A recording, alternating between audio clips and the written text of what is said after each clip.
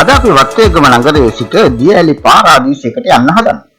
මහනුවරට එන සෑම කෙනෙකුටම යතුරු පැදියෙන්, ත්‍රී වීලරයෙන්, කාර් එකක, වෑන් එකක එහෙමත් නැතිනම් පොදු ප්‍රවාහන සේවය හෝ භාවිතා කරලා දවසින් මේ ගමන නිමා කරන්නට හැකියාව තිබෙනවා.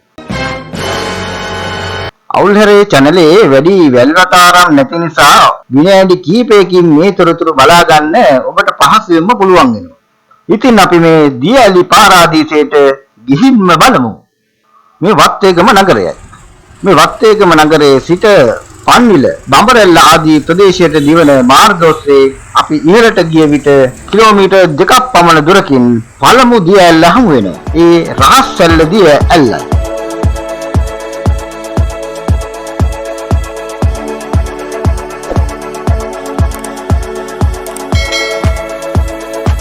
මෙම ඇල්ල දියඇලි කොටස් 3කින් සමන්විත වෙනවා. මාර්ගයේ සිට බලන විට ඉන් කොටස් දෙකක් පෙනෙනවා. ඉතිරිය බලන්න නම් ඔබ ඉහළ වනයේට යා යුතු වෙනවා. ඒ ඉතා දුෂ්කර කාර්යයක් නිසා අපි අමතක කොට මෙම මාර්ගයේ වාවින්න හන්දියෙන් හැරි පන්විල මාර්ගය තෝරාගෙන ඉදිරියට යමු.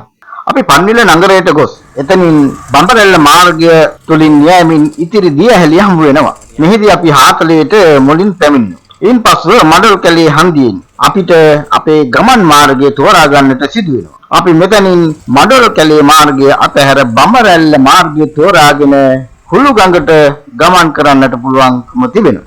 මෙහි තිබෙන දැන්වීම් පුවරුවෙන් ඔබට අවශ්‍ය සියලු තොරතුරු පැහැදිලිව සටහන් කොට ඇති බැවින් බලා ගන්නට හැකියාව තිබෙනවා.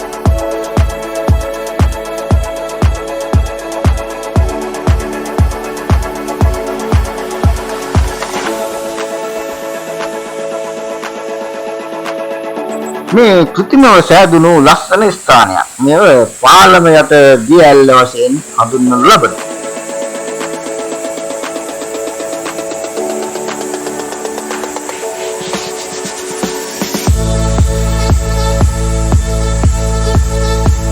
මේ පසු කර යන ඔබට අරත්තන හන්දිය හමු වෙනවා.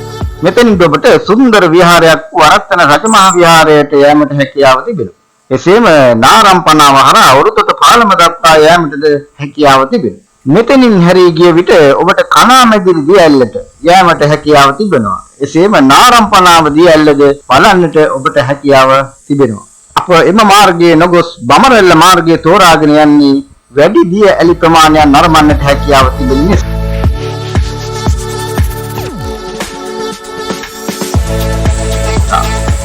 යන මෙම ගමනේ ජල ප්‍රමාණය වැඩිම දියඇල්ල හුළුගඟ දියඇල්ලයි. හුළුගඟ කඩමණ්ඩිය පහළින් ඔබට මෙම දියඇල්ල දිස් වෙනවා. එය මීටර් 75ක පමණ උසකින් යුක්තයි.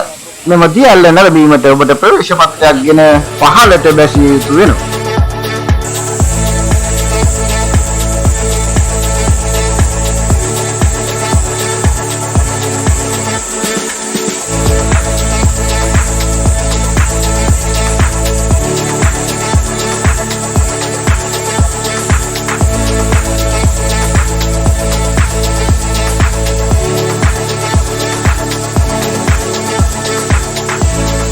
මේ කඩමණ්ඩියෙන් හැරි කිලෝමීටර් 3.5ක් පමණ ගිය විට තල්ලිය වැටුණු ඇල්ල හමු වෙනවා.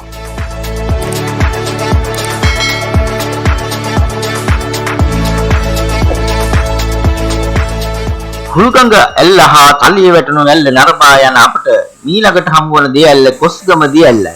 එය තරමක් කුඩා දියඇල්ලක් වෙනවා. දැන් අප මේ පැමිණ සිටින්නේ ගෝමරේ හන්දියේ. මෙයින් අපි ගමන සඳහා බඹරැල්ල මාර්ගයට යොමු යුතු වෙනවා.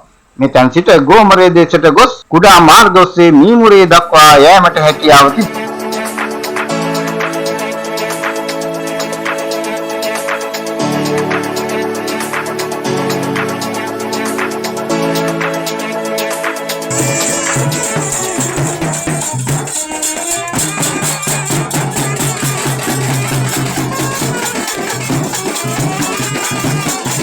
මෙම ගමන අතර අප දුටු දර්ශනීය ආගමික කටයුත්තක් තමයි මේ. මෙම ප්‍රදේශයේ අපේ දෙවිද සහෝදර සහෝදරියන් බොහෝ ප්‍රමාණයක් ජීවත් වෙනවා. ඔවුන් විසින් මුතුමාරි අම්මාන් කොමිලේ පවත්වනු ලබන ශාස්ත්‍රයක් සඳහායි මේ සහභාගී වී සිටින්නේ. ඉතින් අපි මෙම කටු ගැසීමේ චාරිත්‍රයක් දැක බලාගෙන දිය ඇලි සොයා ඉදිරියට යමු.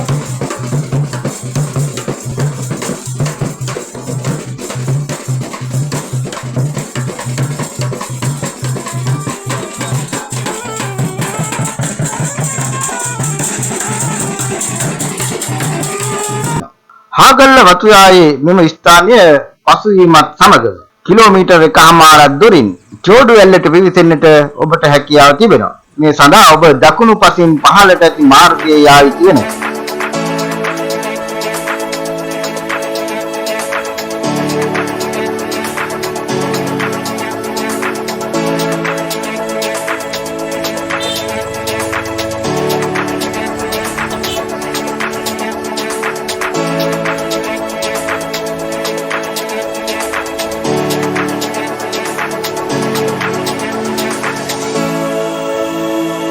මෙම දියැල්ල භාවනා මධ්‍යස්ථානයක් අසලින් වැටී තිබෙන නිසා ඔබ බොහොම නිෂ්කලංකව ගමන් කිරීම වෙනවා. මෙම භාවනා මධ්‍යස්ථානයේ අසලින් ඔබට මීටර් 200ක පමණ දුරක් පයින් ගමන් කිරීමට සිදු වෙනවා.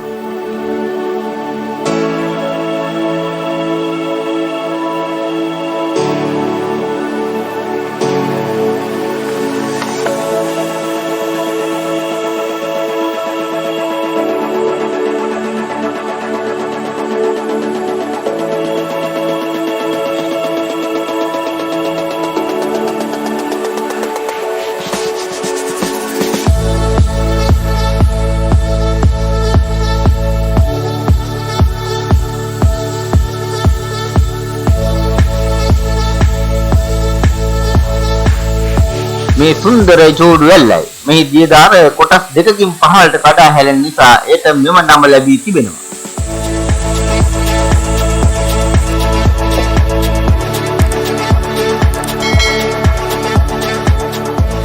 මෙම මාර්ගයේ නැවත බඹරැල්ල දෙසට යන විට හමුවන මෙම යකඩ පාලම් පසුවීමත් සමගම ඔබට ලෙබනන් දිය ඇල්ලට යන මාර්ගය දකුණු පසින් පෙනෙන්නට තිබෙනවා.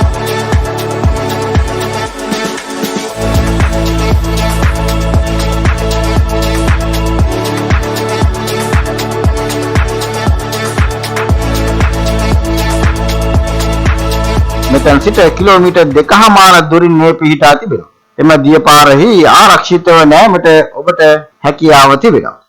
බඹරැල්ල බස් නැවතුමේ සිට දෙමළ විද්‍යාලය අසලින් ඉහළට කිලෝමීටර් 1.5ක් පමණ ගමන් කරන විට අපට සාරය ඇල්ලට ළඟා වෙන්නට පුළුවන්.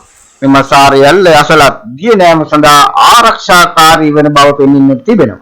ඒත් මෙම දිය ඇල්ලේ ඉහළ කොටසට ඔබ ගමන් කිරීම අනතුරුදායක බව කියන්නටම අවශ්‍යයි. මෙහි ඉහළින් නැති ගල් ඉතා ලිස්සන සුළු වෙනවා. සාරියල්ල මීටර් 35කින් පමණ උස දිය ඇල්ලක් වෙනවා. මේ අවට තවත් විශාල දිය ඇලි රාශියක් පෙනෙන්නට තිබෙනවා. මේවා කරා ළඟා වෙන්නට ඔබට කාලය පමණයි අවශ්‍ය වන්නේ. ඉතින් මම කියූ මේම ප්‍රධාන දිය ඇලි වලට අමතරව බොහෝ දිය ඇලි ප්‍රමාණයක් ඔබට නරඹන්නට හැකියාව තිබෙනවා. එක් දිනකින් නරඹා නිමා කළ හැකි මෙම සුන්දර පාරාදීසයේ පැමිණ ඔබත් එහි අලංකාරය අත්විඳින්නට අපි ආරාධනය කරමු.